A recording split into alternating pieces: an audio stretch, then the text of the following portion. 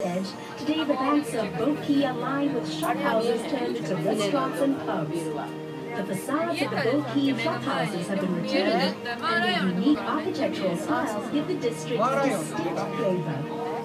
Notice how the shophouses are of varying heights? Long ago, this signaled the owner's wealth.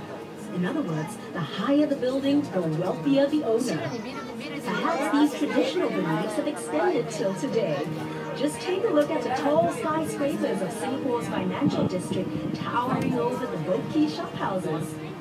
This is the perfect place for snapping pictures, so enjoy the 360-degree views and drink in Boki's unique blend of traditional Asian values set against a modern and progressive backdrop.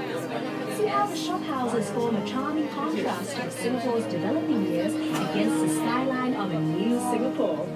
This truly is a uniquely Singapore sight. By the way, are you feeling hungry? Hawkers and their push carts used to line the riverbanks, selling local dishes that were cheap and delicious.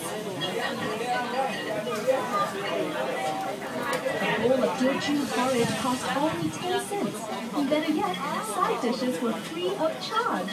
Every day, the people who worked and lived at the river would eat at these push carts, sitting on little stools along the river banks. Perhaps that's how al fresco dining got its start in Singapore. Yeah.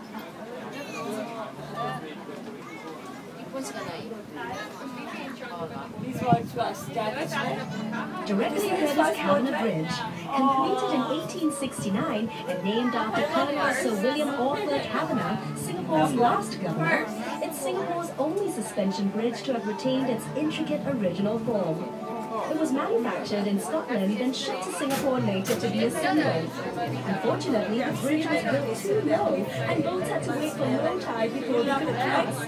So look out and don't forget to duck as it fires under the bridge. Just kidding. Coming up on the other side of Cabinet Bridge, you'll see a group of little boys jumping into the river. Don't worry about jumping in to save them. They're actually incredibly lifelike bronze sculptures showing a scene from the river's past, where children would stand and wave cheekily from their houses. Very often they would take off all their clothes and jump in for a cool afternoon swim. Standing tall and majestic is the exclusive Hilton Hotel, which blends the elegance of Oriental's charm with corporate modern convenience. Built in 1928, lots of people pushing went on behind the hotel's splendid columns before its glamorous makeover.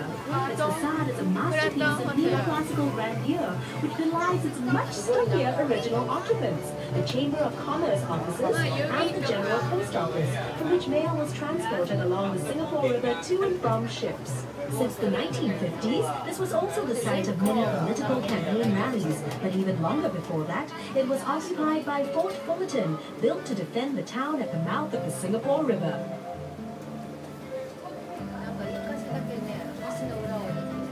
This promontory to your right used to be home to the merlion, Singapore's half-lion, half-fish icon.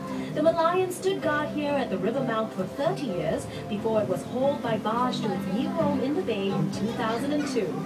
As we make our way out into Marina Bay, you'll be able to see the merlion for yourself and hear all about its story.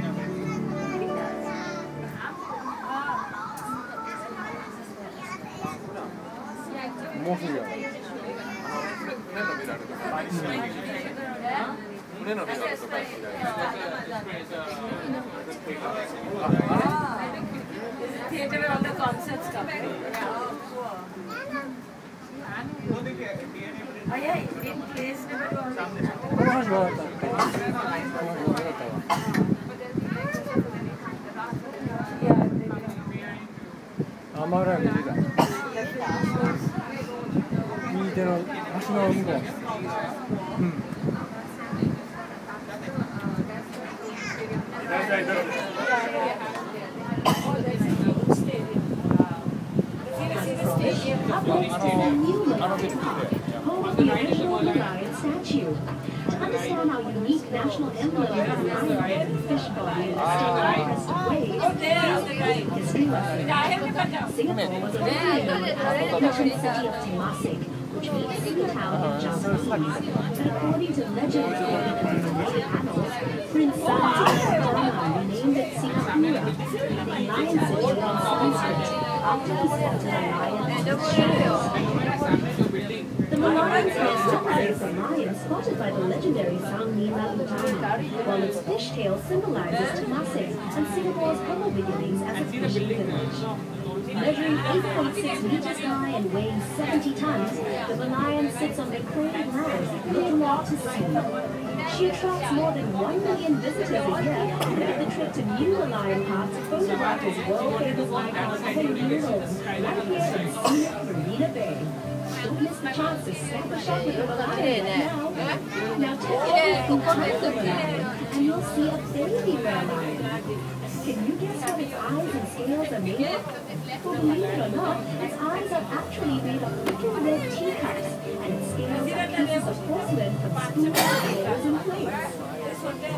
The huge steel and glass structure next to the Malayan and her cub is known as One Fullerton, which offers a choice of waterfront restaurants, dance clubs, and a view deck with unrivaled vistas of the city skyline.